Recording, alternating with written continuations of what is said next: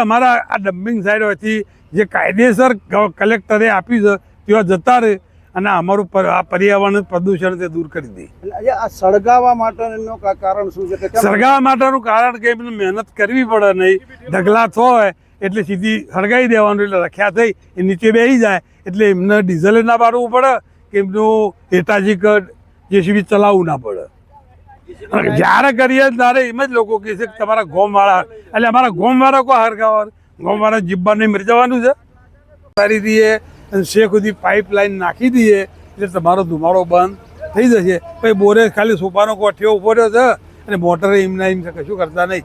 અને આ ડમ્પિંગ સાઇડમાં છે ને ના હોય એવો કચરો આવે છે.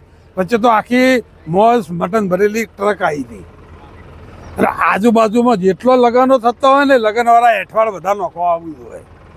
હવે એ જ્યારે ધુમાડો થતો હોય ત્યારે અમારી શું પોઝિશન થતી હોય.